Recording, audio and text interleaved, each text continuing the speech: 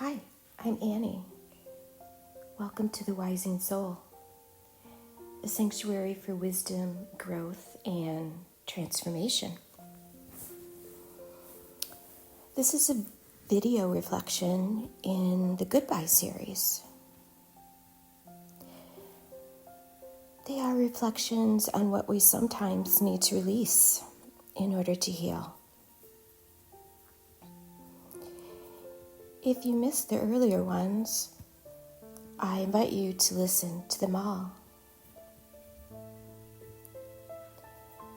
And if you're interested, please like, comment, and subscribe.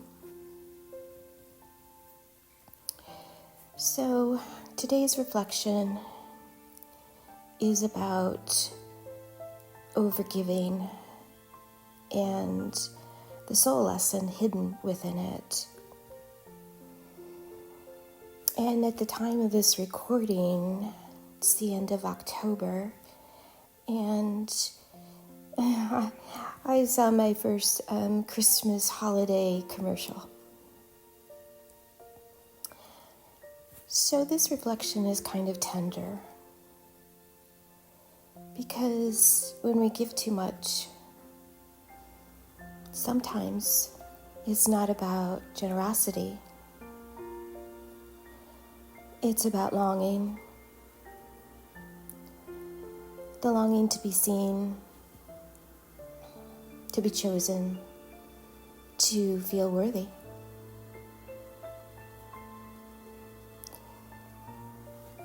And my thoughts are just an invitation to possibly understand where that giving comes from and how to give without abandoning yourself. The soul lesson of overgiving in childhood, probably late childhood, early teens, I learned that if I gave an unexpected gift or a larger than normal one, I held that person's attention for a while. I drank it in. I was trying to fill the hole in my soul. Somewhere inside was the belief I am unworthy. So I gave away whatever worth I thought I had, hoping you wouldn't see the thinking error underneath. At some point, that pattern leaves you emotionally or financially depleted, and then the truth emerges. When we give too much, life becomes unmanageable. We lose our balance, our boundaries, and our sense of responsibility for ourselves. Giving too much isn't love. It's a quiet betrayal of self. Because true love never asks you to disappear.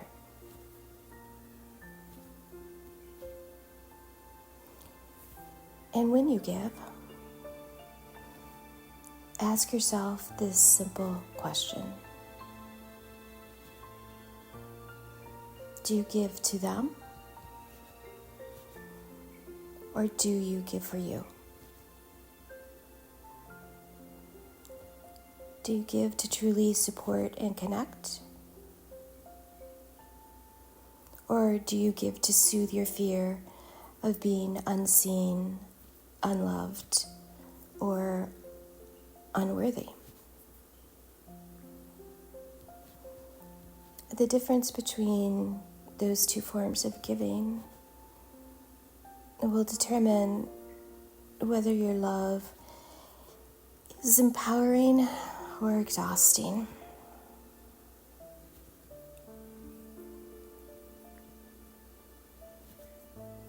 Overgiving is not a single act. It's a cycle. It is a dysfunctional cycle. It begins with a deep emotional need, then repeats itself through guilt, exhaustion, and confusion. It feels like, if I just give more, maybe this time they will stay. Maybe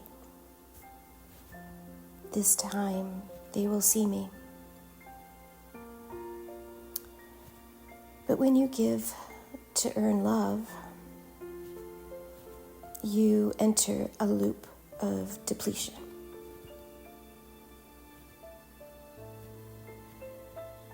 You give, you hope, you're unseen, and you give again, trying to fix the very emptiness that giving created. It is important to determine why you give too much. Is it to keep up with family and friends? To fit into a consumer-driven world?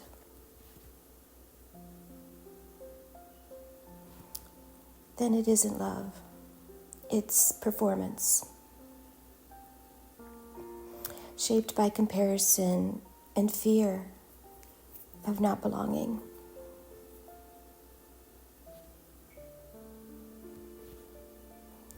Overgiving often begins with shame, a quiet belief that who you are is not enough.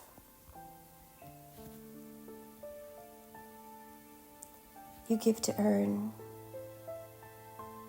what was never meant to be earned. Love, acceptance, belonging. And that belief becomes inherited.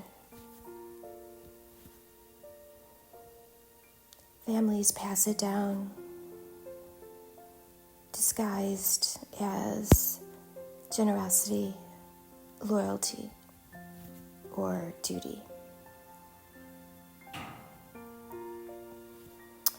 Awareness begins the healing. Ask yourself, do people want my presence or my presence? Do people want my presence, P-R-E-S-E-N-C-E, or my presence, P-R-E-S-E-N-T-S?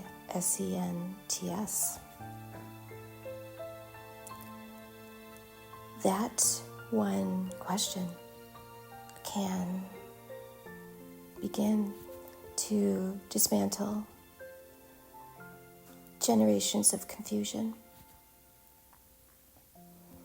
because it asks you to pause before acting out of guilt,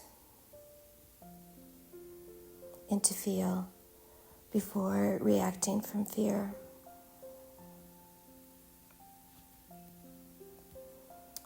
Give as your heart guides you, not as your dysfunction or resentment demands.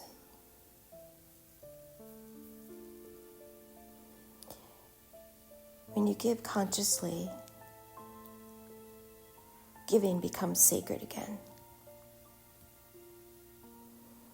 It nourishes rather than drains. It flows rather than controls.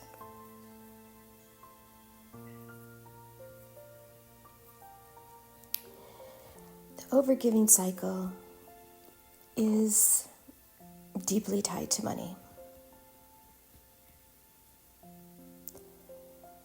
Because, from my perspective, money holds whatever energy we project onto it. Fear or love.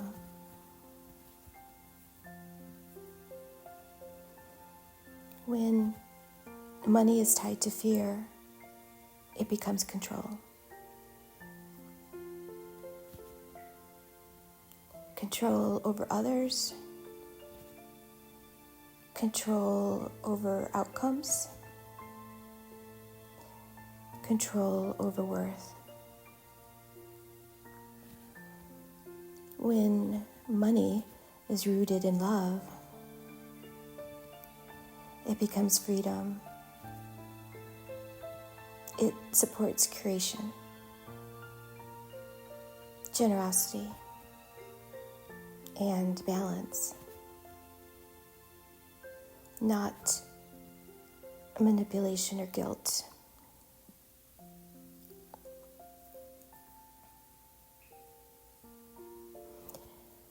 Unfortunately, many of us grew up in families where money replaced love.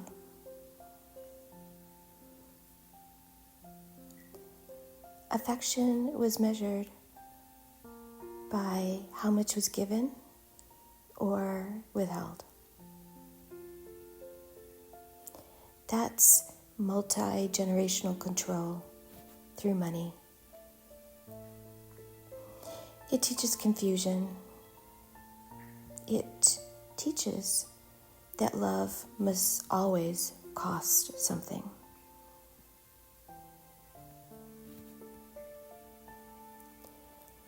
When you start to untangle your worth from what you give and your security from what you spend, you begin to rewrite your story. You begin to understand that financial independence is spiritual independence. It's not about rejecting help. It's about reclaiming wholeness. Every woman, every soul deserves to be fully self-supporting, emotionally and financially. Because love should be a choice, not an obligation born from dependency. Taking responsibility for yourself is an act of love, not a selfishness. We don't know our soul until we face our wounds. That's the deeper truth behind this goodbye reflection.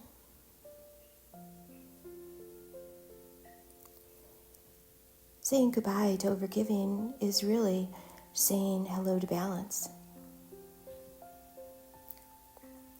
It's saying hello to self-worth, self-respect, and self-trust. It's saying, I am enough, and I don't have to buy love to prove it. So today, give to yourself first. Give yourself time, rest, honesty, and forgiveness. Let your love come from wholeness, not hunger. And if you ever wonder whether you're giving too much, pause, breathe, and ask your soul, am I giving from love or from fear? The answer will always guide you home. Thank you for listening and for walking this soul path with me.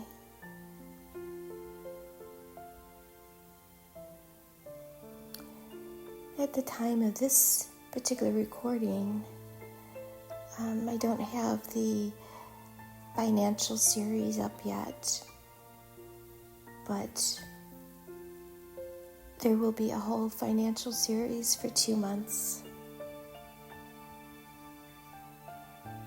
looking at every aspect of a soul's relationship to money.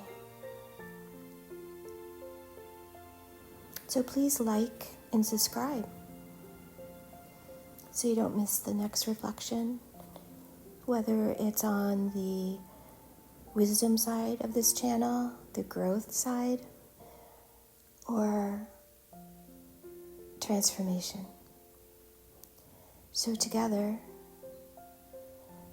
we will keep wising up one step and one goodbye at a time.